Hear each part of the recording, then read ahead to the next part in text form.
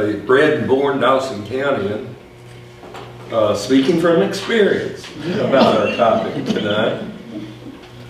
His family's been up here as long as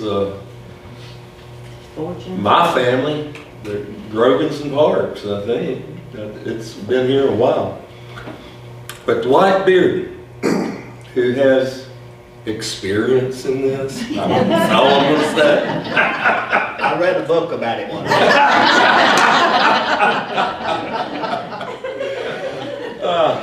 And you passed the test, didn't you? I'm still trying.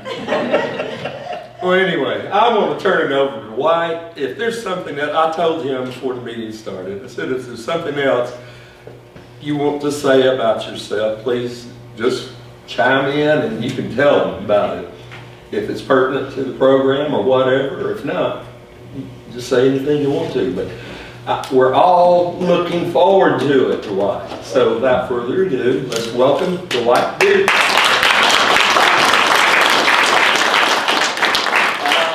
I want to introduce my parole officer over here, Dawson Wilkins. If he staggers a little, he's all right. I go with Jimmy Hall. We hauled him down here. But anyway, this steel was locally made by Hubert Rider. This steel was made in 1950. Rider was up here on Rider Road. A well-known family and well-known for making shine and one of the premier steel builders. The Riders and the Chesters, let's say the Riders and the Simmonses and the Schofields and H.B. Adams, in my opinion, was the premier steel builder. Skeeter Simmons' daddy, who was Bodig, he made my first copper steel for me when I was 16 or 17 years old. We made it there at the backyard of Daddy's house, and it was a 35-gallon copper pot steel, and I've got it on display up in Tennessee. I worked at a distillery up in Tennessee, went up there to help them set it up, and was planning on being there for maybe 3 months. I stayed there 7 years. But It's legal though, isn't it? that was legal. That was legal. And people ask me all the time, say, well, which should you rather do? You rather make it legal or illegal? I said, well, I can make more money illegal. But I said, I'm getting too old to be tromping up down the hills and the hollers, and I'm too pretty to go to jail. So I better stay legal. But I've run my share of the illegal ones. I've run steels from 35-gallon copper steels to steels pans that held 2,400 gallon of mash. Some big steels, what they call production steels back in the day, making some shot house liquor going into the shot houses in Atlanta. That was big business in the middle 70s. Very big business back in the day. I would run the steel, pump it from the steel onto a tanker. Had a tank in the back of a 70 model, 69 or 70 model Chevrolet panel. The tank in the back of the panel would hold 600 gallons, 100 cases. Back then the cases was 6 gallons a case. And had a tempering vat at the steel that would hold 100 cases. And I'd hook up when I'd get through running and pump it from the steel about maybe 200 yards to the panel. It was this was back behind about an $80,000 or $90,000 brick home back then. A real nice home back in the day. And it had a big double carport, and I pulled it in there, and then when I pump it, I'd take it about 5 or 6 miles to the stash, and would put it in brand new plastic jugs. I've tightened them jugs, them leads to blister your hands, where you tighten so many leads, putting them leads on them jugs, and then we'd have 2, sometimes 3 trippers pulling out of the stash going into the shot houses in Atlanta. And never will forget one time I left the steel with a load and started in the driveway at the stash, It's just coming daylight. And I see the car coming out the driveway, just wide open. I thought, law, that's the first thing hit me, the law. So I just locked the old panel down, jumped out and run. The car went right by the panel, never even slowed up and looked at it. It went right by the squeal of the cars when it got on the road. And I was down there and I said, what is going on? I got to looking and one of the trippers was out there and his girlfriend had shot at him. And she'd shot at him 2 or 3 times and then threw the pistol at him and missed him every time. And he was looking, he seen no panel, and I stood up, he motioned me on, and I said, what in the world's going on? I said, I thought it was love. He said, she shot at me, he said, big story. I said, I don't hear it. But anyway, I told everybody, I said, a body order fool with a tripper or 2 times. They've always had a woman up here, and a woman in Atlanta, a woman halfway, and them trippers was something else. But had a good time with them. I learned a lot from them. But this steel here is a lot of history. This steel, I bought this steel probably 2 years ago from a man named Clem Jones. Clem's roughly 88 to 89-year-old now. He's a truly old timer. And he showed me where it was run at, and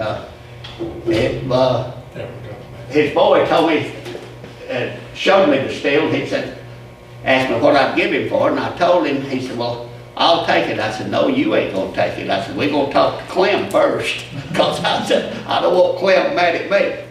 But anyway, it was run along in Dahlonega. And this other little steel here, I don't know a whole lot about it. It was given to my brother, and my brother gave it to me. But this is a condenser that goes with this steel.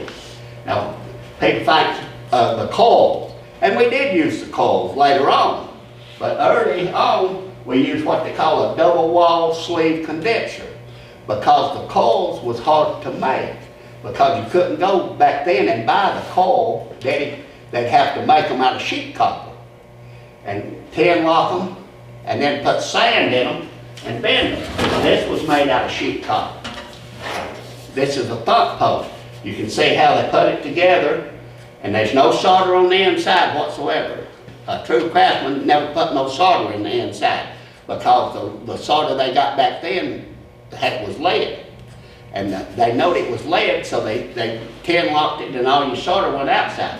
And the way they formed this, they would put sand in it. They'd get their sand just right. They'd get it just moist enough, and they would pack that sand in there and put this between a forked tree and just keep coming around, and the sand kept it from collapsing.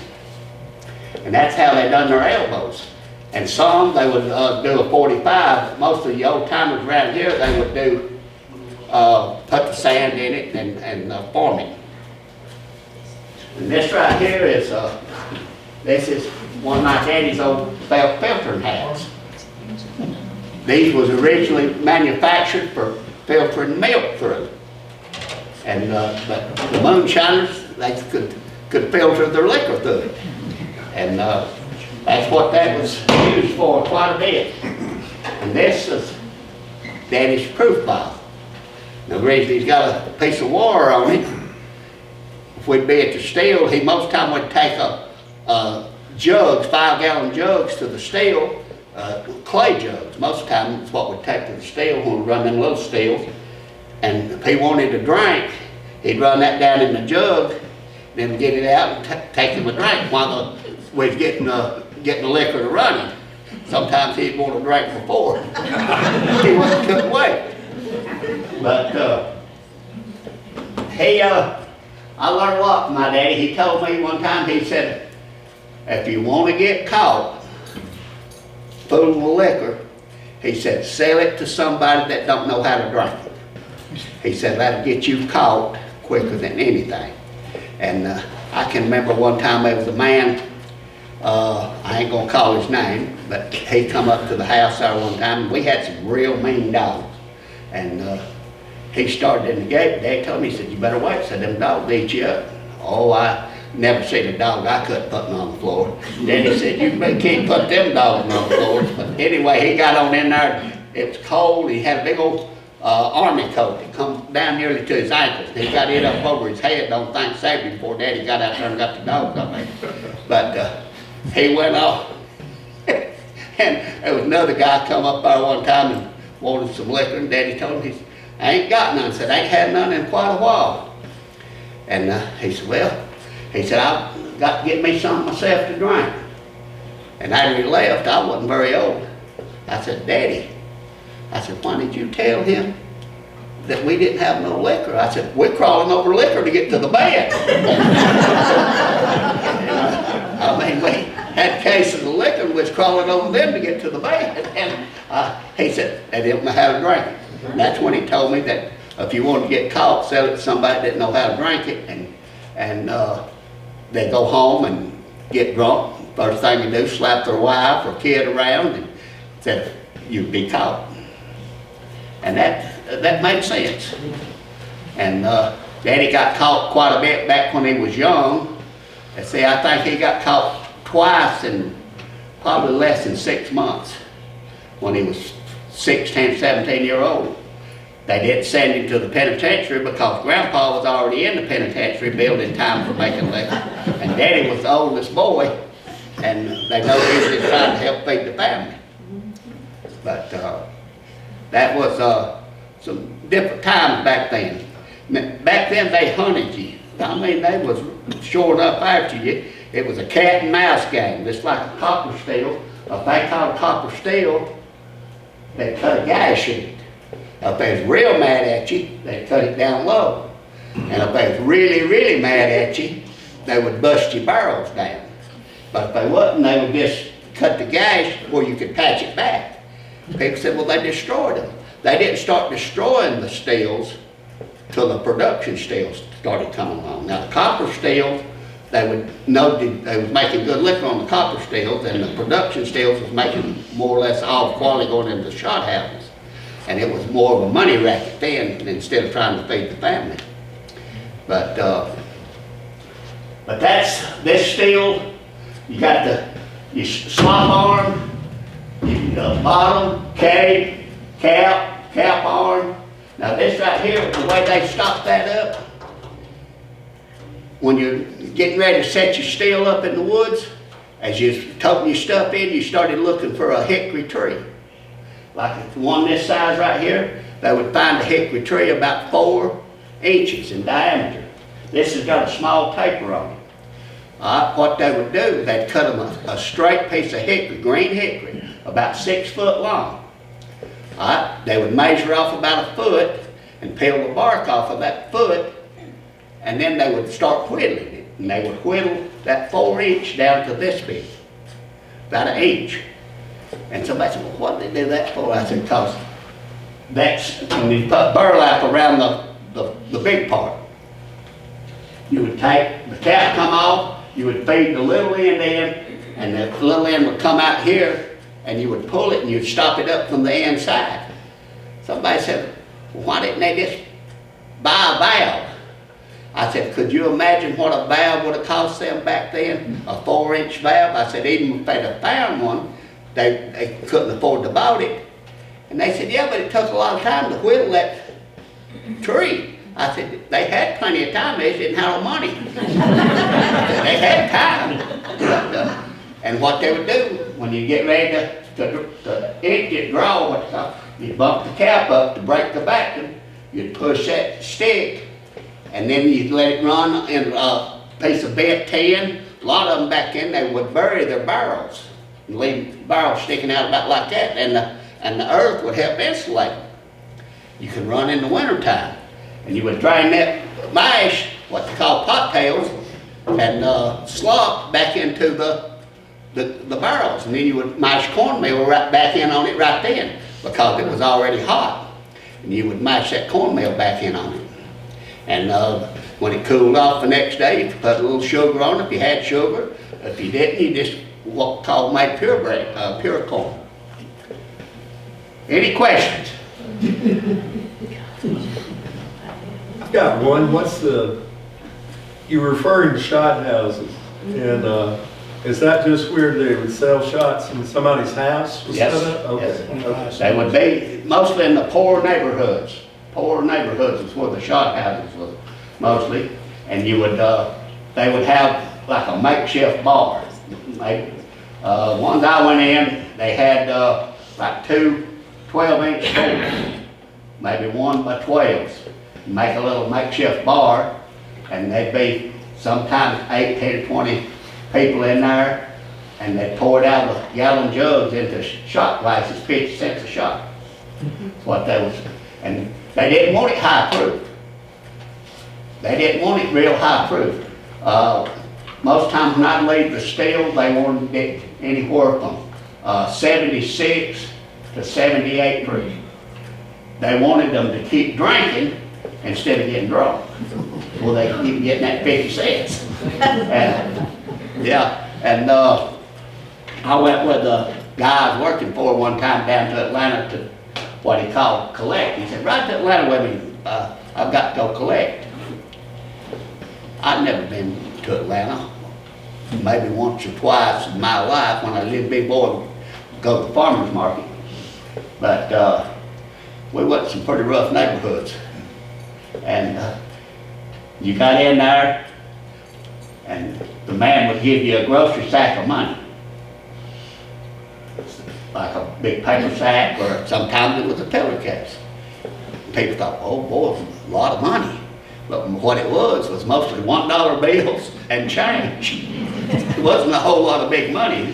And it's all depending on how long it'd been since you'd collected from that. And then they would get you out to your car, and the people would get you out to your car, and then you was on your own. And but a few times I went, never did have no trouble, but it was pretty bad neighborhoods when we went into them. But Dwight, a lot of older pictures you see, and it's always depicted an old guy with a black pointy hat, felt hat. Tell them why that there was a lot of felt hats around. you're talking about like this. Yeah. Well,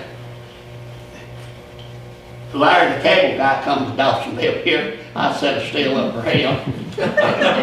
He folded it up like that and put it on his head. I told him, I said, "You look smarter already." That's the reason they call them hats, because they didn't look like a hat. And I've got pictures of Larry with this one on his head. But he was a lot of fun. And we done a show with Roger Daltrey. They still show both of them every once in a while on television. But Why would they use that hat to filter? why? Did it have sludge in the? Not really.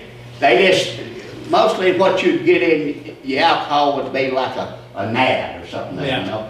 And somebody called them little drunker gnats, and I said, "Don't be talking about boy dirt." Yeah, I said, "He can't hear me." You'll get him back, Gordon. Me and Gordon's been through quite a bit How about together. them old possums that used to fall in the beard? Well, all you do is just shake them out and go on. But it's true that animals really did crave the mash, wild hogs. Alcohol killed them. They crave the mash. And but all you're doing is boil the alcohol off of you're not boiling no liquid or nothing over, but occasionally I have seen an animal fall in the mash. And Pull that possum out and keep it going. keep it going. I mean, really, they couldn't afford to lose a barrel back in the day. I mean, and they drunk it too. It wasn't like they was forcing it on nobody else. They drunk it too. But, yeah. Dwight, tell us if you can about your recipes, how you learn the process, and you know, was it all just on the fly? And what about, is there a quality difference from making it in the woods on a copper still versus some of these legal operations? I actually make it at the legal distilleries basically the same way I made it out in the woods. I always, and when it dropped down to 100 proof, then I would pull it. I mean, you may start out at 140, 150, maybe 160 proof. And when it slowly, a pot still will gradually keep dropping. Column still will hold their proof for hours. Column still the different, column still gets the nothing but alcohol. Got no taste, nothing but alcohol. But pot still will leave the taste in it. That way, if you're making that out of corn, if you're making fruit, like any kind of brandy, it will leave the taste in it. But basically, pretty much the same. You're just a lot cleaner environment in a legal distillery. And you got forklifts and everything to bring these products to you and all. But we make, up in Tennessee, we make 3 different products that has no sugar whatsoever put on it. Anything that you put sugar on, you cannot call it a whiskey. By law, you cannot call it a whiskey. And a bourbon, to be considered a bourbon, you've got to be at least 51% corn. And you can be barley, wheat, whatever, rye to make up the other makeup, but you got to be at least 51% corn. You can be more. And it's got to be put in a brand new white oak charred barrel. All bourbon is a corn whiskey, but not all corn whiskey is a bourbon. You've got to do different things to it to be considered a bourbon. But I think after 4 years, you can call it an aged bourbon. I think it's 4 years. But back in the day, we couldn't let ours sit that long. We would put it sometimes in a clay jug and a charred keg. The clay jug is the only other thing that I know that you can age alcohol in. Is wood and clay. And the clay's got to be old enough, the jug, that it's not glazed on the inside. If it's glazed on the inside, the alcohol can't soak into the clay. That's where it gets its color and its taste, from the clay and the wood. The wood, the reason they burn the barrels, what they call char the barrels, is to where the white oak wood is a very hard wood. They burn the barrels to open the pores of the wood to where the alcohol can soak into the wood quickly. The deeper it goes into the wood, the quicker it will age. Like the barrel houses, a lot of the barrel houses will rotate their barrels. They may be 20 high. The ones in top is going to age quicker than the ones in the bottom because it's hotter temperature up in the top of the barrel houses. And the clay, I've aged brandy in clay, and I've aged corn whiskey in clay. The clay won't color it like the wood will, but it will give it an earthy taste. It will have like an earthy taste. So how do you determine the proof? When do you know it's 100 proof and 80 proof or whatever? Well, the way Daddy would do it with a proof vial, he would take and fill it just about like that, and he would stick his hand in the water, some good clean water, and he would let 10 drops.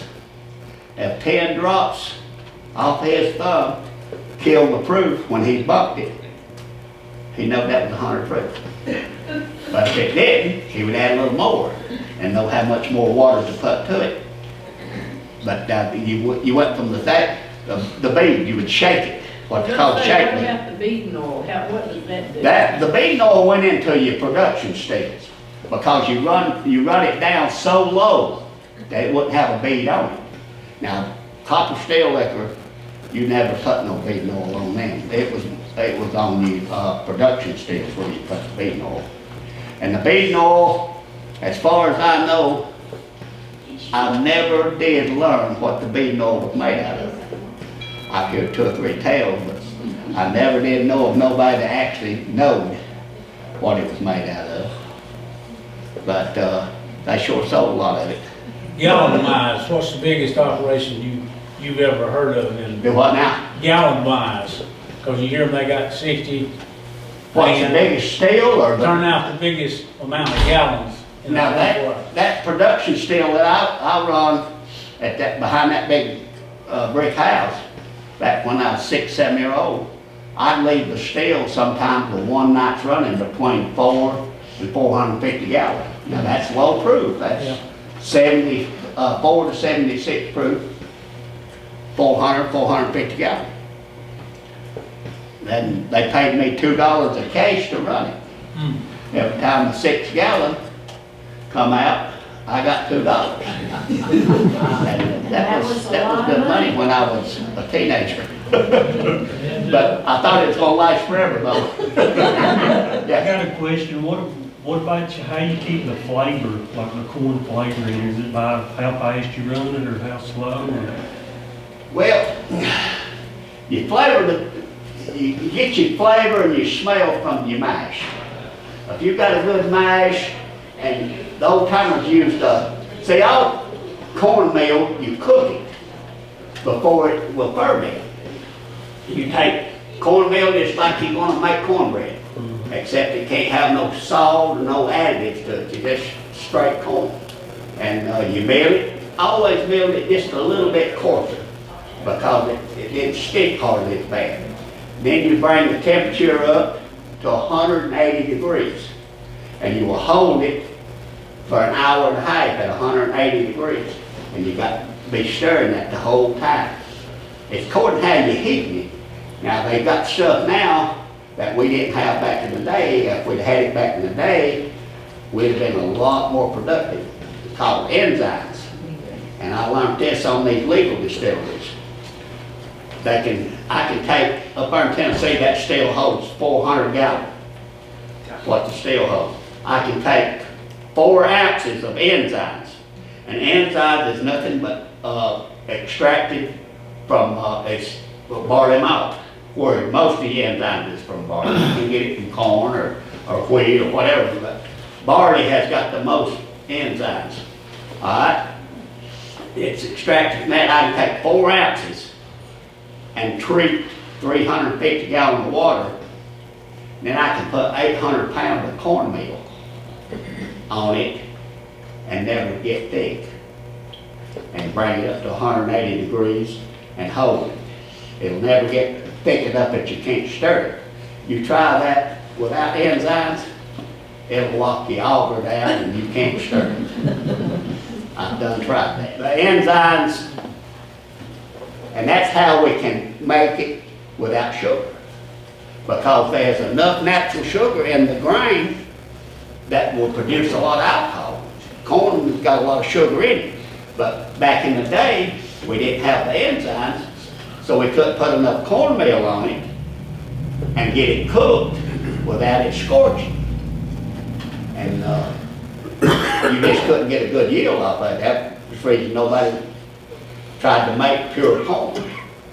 You'd make it if you couldn't get a hold of no sugar or no syrup or sometimes honey. They would put honey, anything to sweeten it would up your yield. But the flavors, your malt's got a lot to do with your flavors, what kind of malt you use. Like the Irish, the Scotch whiskey, they use a pink malt to smoke the barley. And I think it's all made from barley. I'm not real familiar with that, but, and they put it in used barrels. But, now what we do, we'll take and empty say a 10 or 12-year-old barrel of bourbon, 10 or 12-year-old barrel of bourbon, and then we'll have a brandy made to go right back into that bourbon barrel. Before it ever dries out or anything, we'll put the brandy back in it right then. And every once in a while, the boss would come out there and he would say, such and such a barrel number. Most of the time he'd pull 2 barrels, want us to pull 2 barrels And he said, bottle it barrel proof. Whatever it come out of the barrel, that's what proof went in the bottle. We didn't cut the proof down. Sometimes it come out 125, sometimes 130, sometimes a little more. Some, it's according to where the barrel is situated in the barrel house. Sometimes you'll lose proof, sometimes you will gain proof. It's just according to what evaporates out. If water evaporates out, you'll gain proof. If alcohol evaporates out more than the water, you will lose proof. You always cut it with water? Did you always cut it with water? Cut it with water. Now, some people uses distilled water. We never did. What we use at these legal distilleries is what they call RO water. It's reverse osmosis water. And it's run through filters and lights and stuff. And I didn't think I'd ever find nothing that I liked to better than this good spring water or well water to temper with, but the RO water had worked out really good. It takes out what you don't need and leaves in pretty much what you do need. There's certain minerals and stuff that you need in the water to help the alcohol, and some stuff that you don't need. That's just like water. I've been on one branch that I couldn't get no turnout on. One branch back in the day, and we moved over into another holler and got a good turnout. It's something to do with the water. We never did. And then we talked to an old timer later on. He said, well, you don't know you couldn't make no water on, no liquor on that branch. And we didn't know. But he said that you've never been able to make nothing on that branch. And I don't know exactly why. I know iron, you don't want a lot of iron in your water, but we didn't think, we looked at it, we didn't see a whole lot of what we thought was iron residue in the branch, and Daddy always said, look for spring lizards. You see spring lizards in the branch, that was a good branch to make liquor on, and water weeds, and just different things they would look for when they would be looking for a place to set a still up. We run stills and underground quite a bit, and that's a different animal underground because your mash works different, and you'd have to turn the exhaust fans on. You'd have a big fan pulling air into your hole and a big fan pushing air out, and we always had it pushing out and under a floored hog pan that had hogs in it, and that would help muffle the smell. And you'd have to turn the exhaust fans on and the oxygen fans on 3 hours before you went in the hole, because the gases from the mash, you couldn't breathe. Could not breathe. You can put a liquor still a lot of places, but you can't put them in Dunwoody. Yeah, well, that don't blow right down Dunwoody. I don't be old enough to remember that. I think. Yeah, there was some guys from Lumpkin County had one down in Dunwoody in a pretty nice neighborhood, and they went to sleep on it and let the boiler run out of water and blowed it up. One of them running down the road with nothing but his underwear on. And it was some time back in the day. But oh man, but people put stills anywhere. The last time I worked in a hole, we lost oxygen. We had the fans going and just had a little small still in there. Wasn't a big production still, just had a little small still. And we had a 100-pound cylinder down in there with propane hooked to it, and was heating it with that propane. And we got the flame just kept getting lower and lower. And I told Eddie, I said, we ain't getting no pressure. So we take hot water out of the condenser barrel, because most times the hot water, you put your cold water at the bottom and push the hot water out the top. And we take buckets and dip the hot water out and pour on the top of the propane tank to build pressure. And it would act like it would help it for just a few seconds. And me and him both finally figured out what was wrong about the time we got back to the back steps, and we both failed at the back steps. And just so happens we hadn't lowered the trap door. We'd left the trap door open. If we'd lowered the trap door, I don't believe we'd ever come out, because we was both just addled. And we laid down on them steps, I don't know how long, it seemed like for 15 or so minutes, but we got enough fresh air that we got on out. But that hole, it was covered in, and I never did go back in it. I said, I ain't going back in that hole. And there was a 10-horse boiler and my 3-horse boiler was in there. Somebody asked me, said, "You gonna try to get the ice?" Leave them in there. I ain't going back in there. So, but underground, it's a different way to, you have to work your mashes and stuff. And very dangerous, underground. You got a good brandy with you, have you? I started to see about bringing some, then I got thinking, well, me and Gordon Perk will probably get in and get locked up.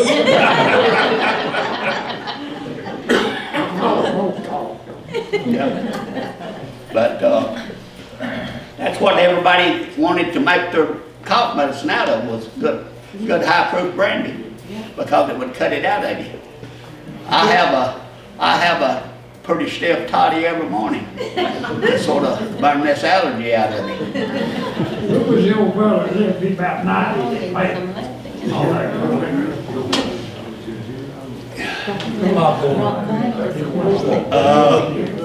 Popcorn, son?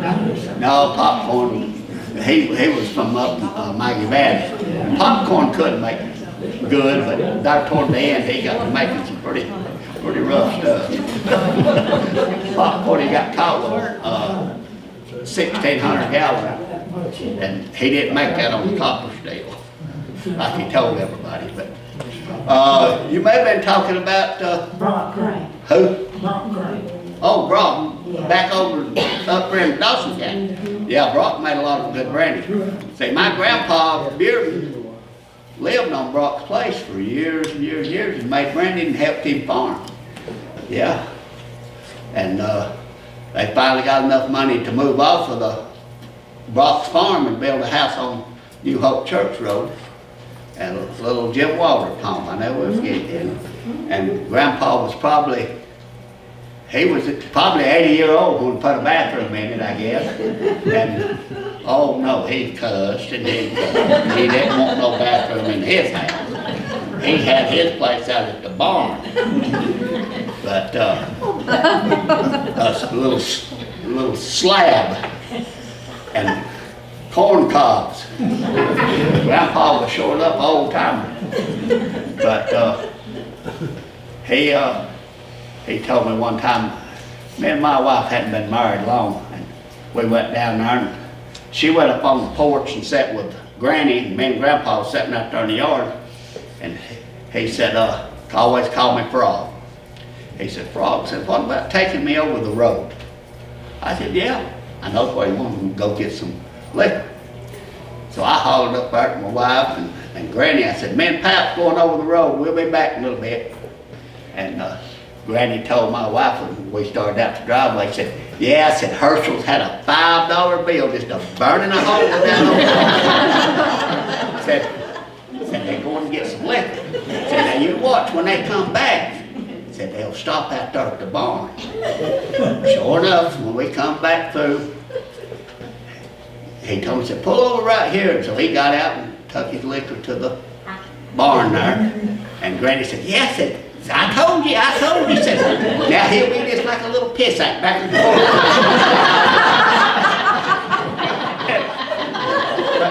Granny didn't tell the real reason Grandpa left it at the barn.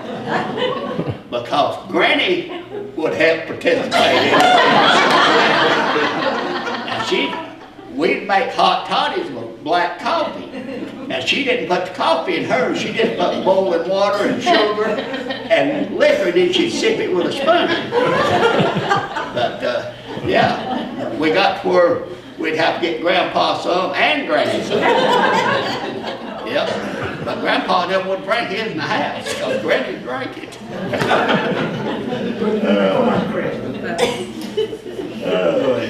She was a Mincy. She was all the time pulling some kind of jokes on me. She was, Bud Mincy's boy asked me one time, we was at the funeral home. He said, Punch, that's what he always called, that was my still name, Punch. He said, I want to ask you something. I said, well, go ahead. Had a big crowd around us there. He said, I want to know what makes you and the Bearden so full of shit. I said, Jerry, I said, being you asked me, I'm going to tell you. I said, it's some Mincy. He never said no more. Shut up and shook his hand going off. I said, it's some Mincy and stuff. She was Mincy.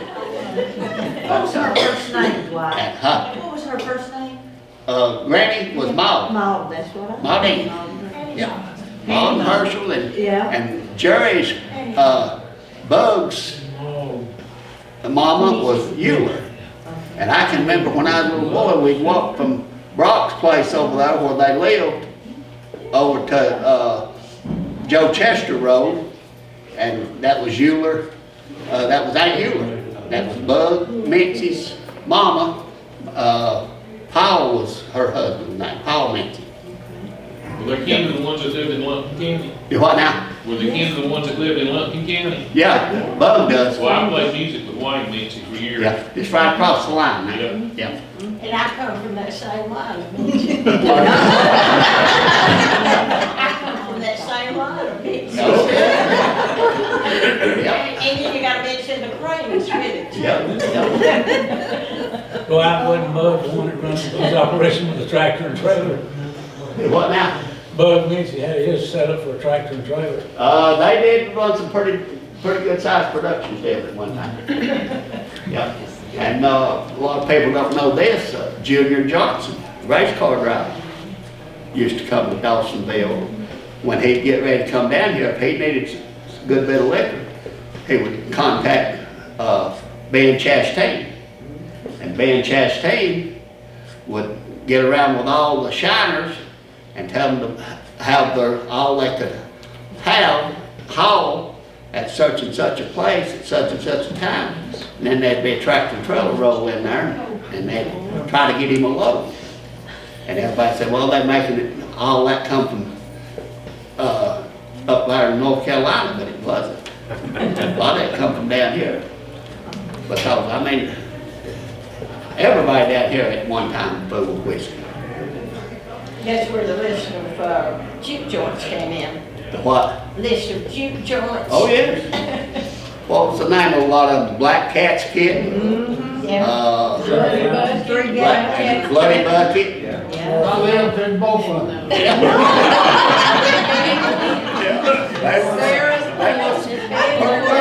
Sarah Pouches. And Purple, you know all of them. You furnished the stuff to most of them. I lived in the Bloody Bucket, and then we moved up to the other place, and that was like hard heaven. Oh, yeah.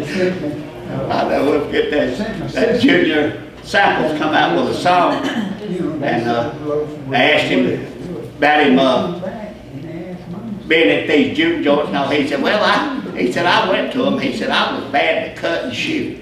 They said, bad to cut and shoot? He said, yeah, I cut straight home, shooting on the bed. He said, I got left for dead one time up in Dawsonville. He said the sun woke him up that morning. He was in the ditch on the side of the road. And that was true. That was down at Sarah Pouches. They told him about him getting, somebody beat him up down and thought him out across the road right from Sarah's place, I think. Who was that one? Junior Samples, one that had on the hay-haw. Yeah. You'll go in liquor stores, you'll see some that says sour mash, some say sweet mash. if it says sour mash, you have to use some of a previous run in your new mash.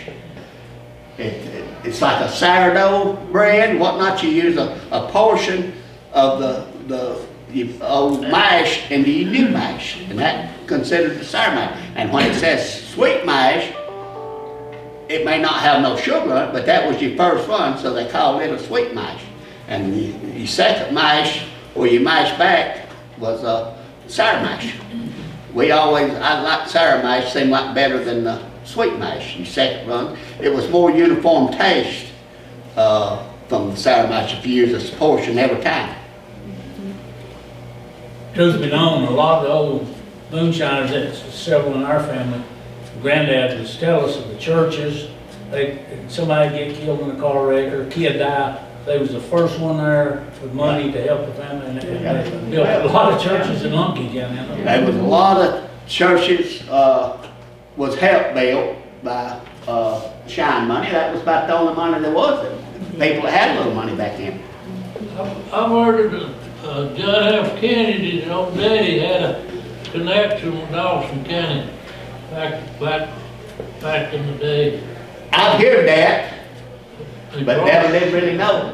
I heard some of the old timers talking about had trainloads of sugar coming from Cuba up to Gainesville, and they bring it over Dawson, Lumpkin County.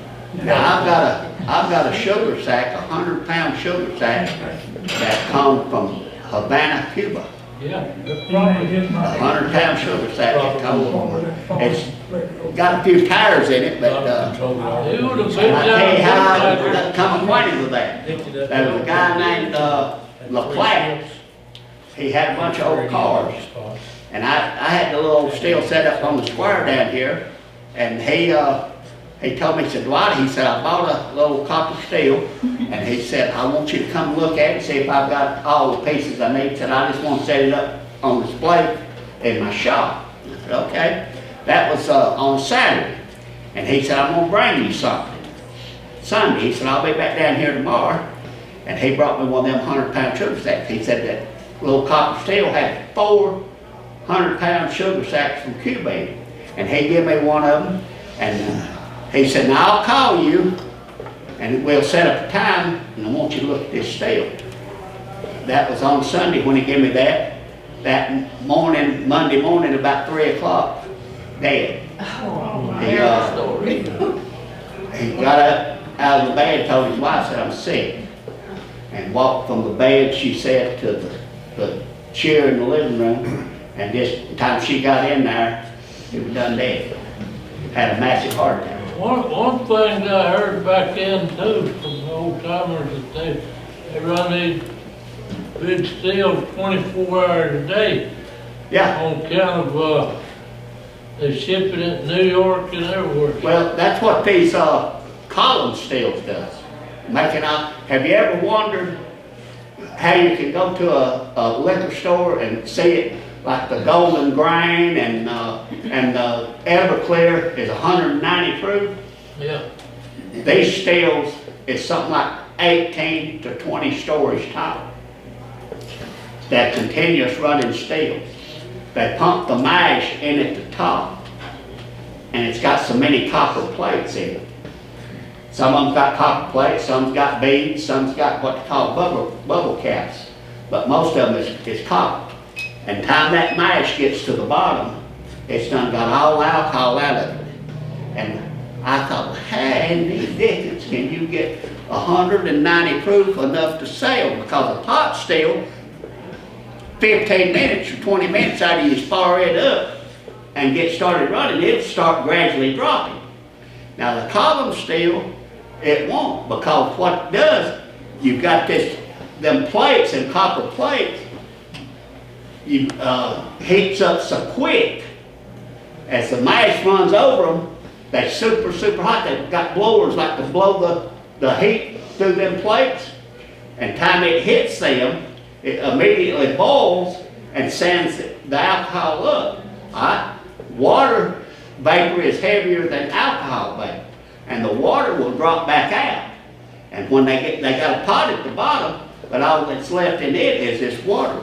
It may sit there. Well, the little one we got up there in Tennessee, a column still, we make vodka and gin on it. All right?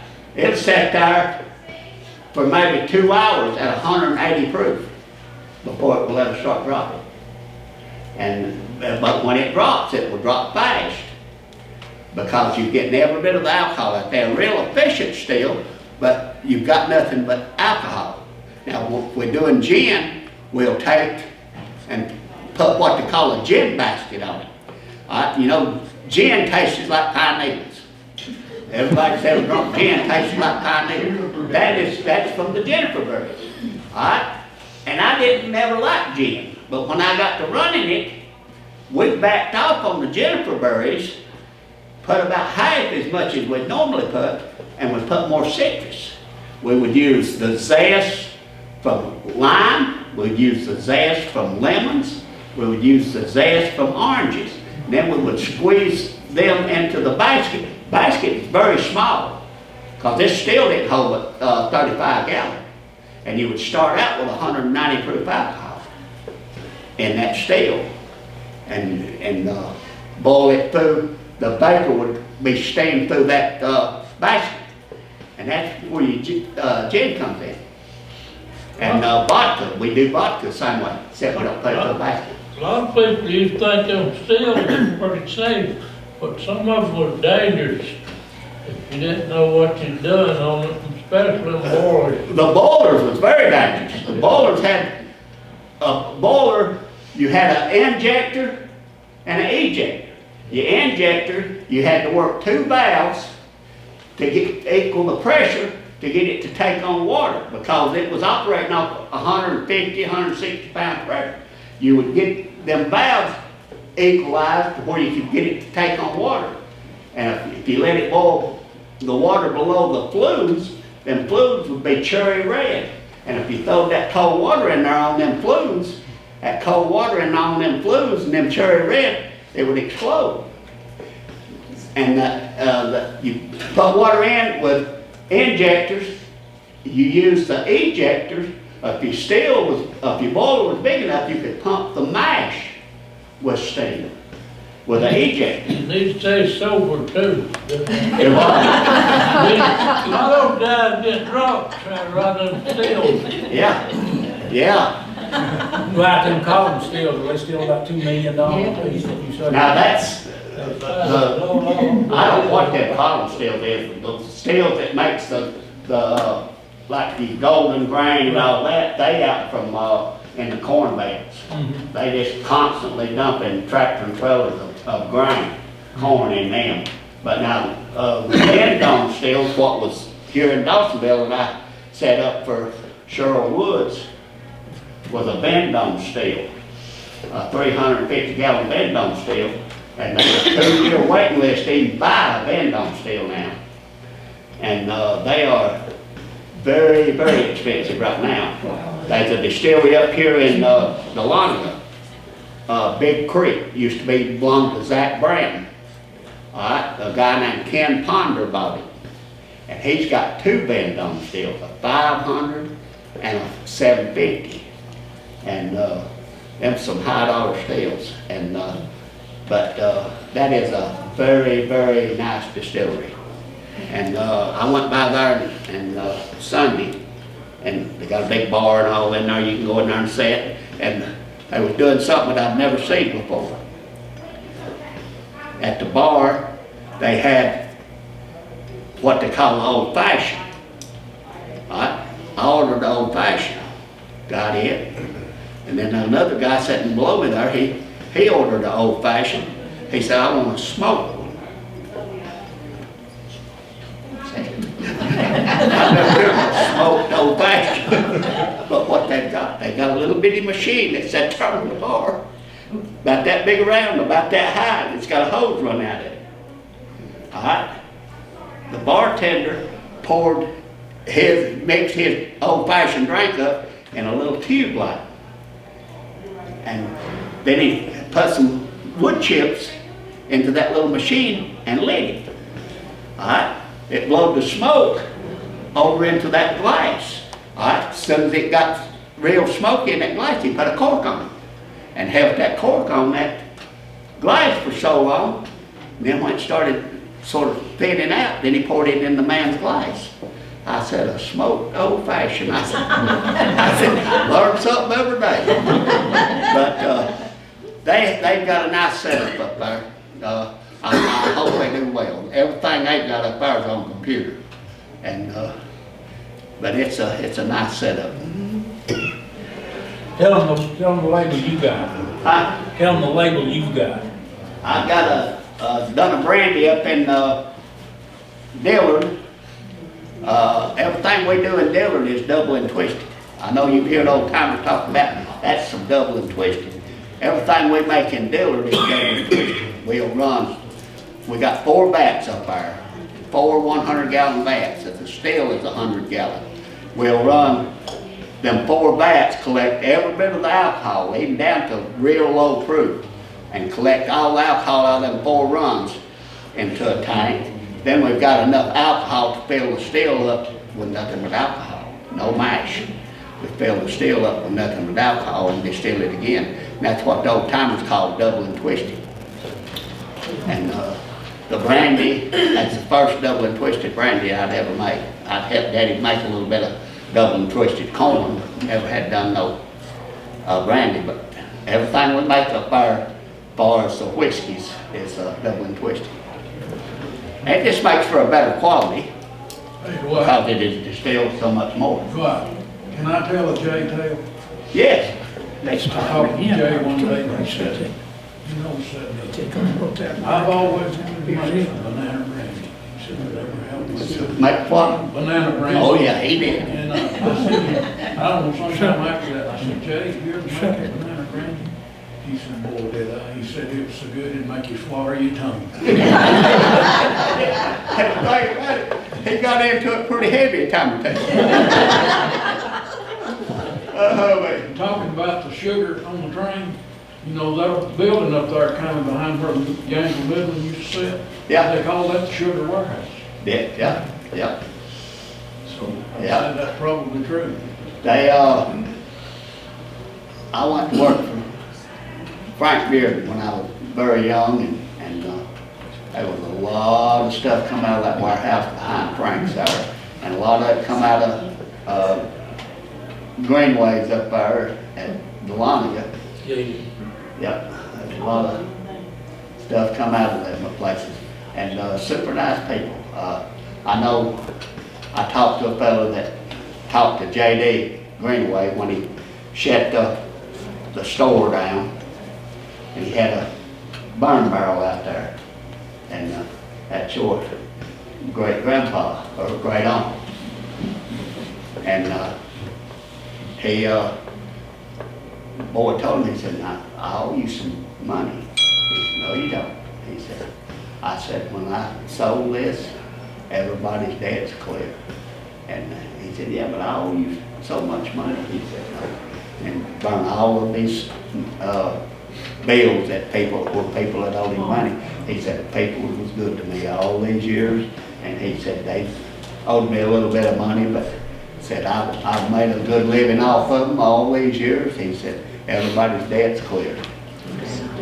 Dawsonville's got some good thing to share with Plum County, because y'all was actually a little bit ahead of us, but I saw a picture of the check when I was a kid. Frank Christian had the bug business with the paper you look for number, and he was involved with Moonshine. And he gave Bill Franks $5,000 to put on the first Daytona 500s on the gravel and pavement and the sand.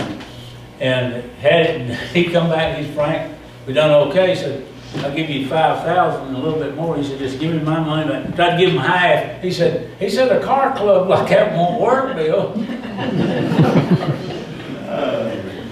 Well, okay. another question? I have a question, not being from Dawsonville or Dawson County, but knowing that moonshining was your economy here, and most of y'all are from families that have been here for a long time. If you want to raise your hand, if your family was somehow involved in the economy of moonshining, I bet there's a lot of them in this room. Just about everybody.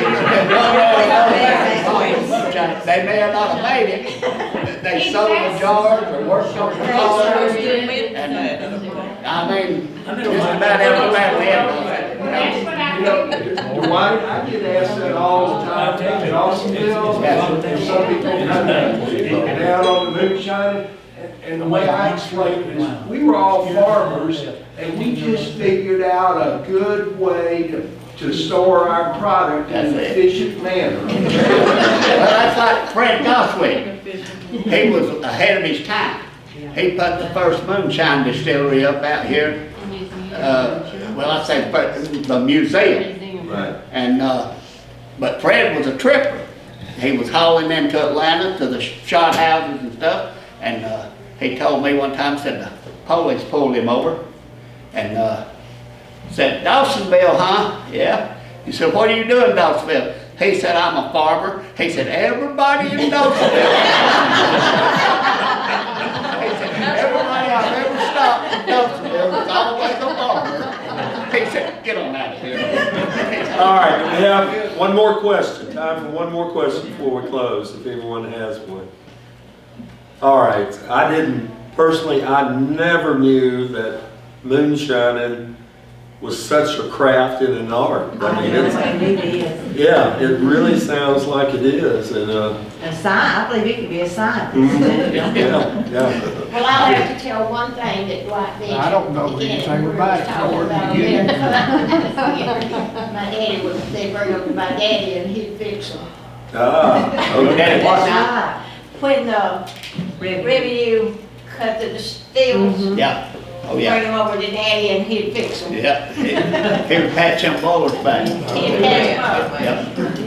And Well, when they wore out, he'd put new flues in them too. Yeah. But just go to where they blow up the old stills and get the barrels and put them back together and resell them. Yeah, yeah.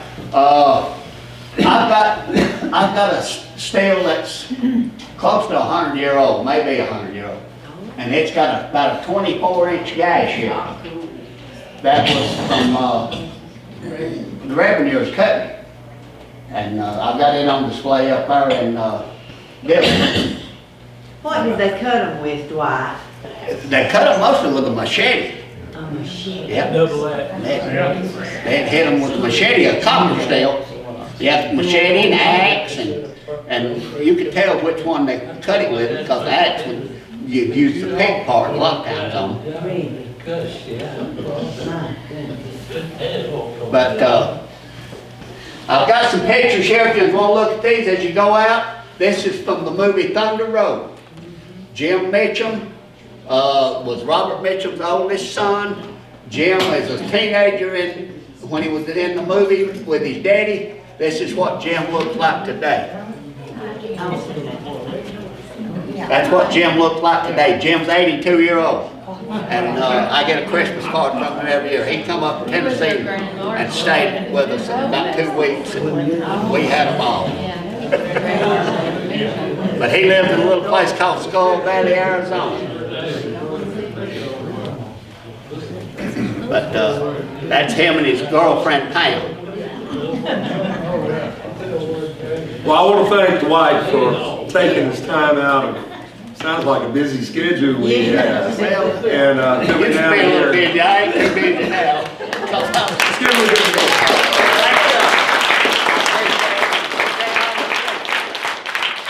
And I'm sure he might have 5 minutes or so to talk with some of you afterwards. But I wanted to remind everybody that's here tonight, we have our next meeting in July, 18th. And our next speaker is actually here tonight, David Substance. Stand up, David. Stand up. Can I say something? He lies about as good as I do. I've learned a lot from him. One thing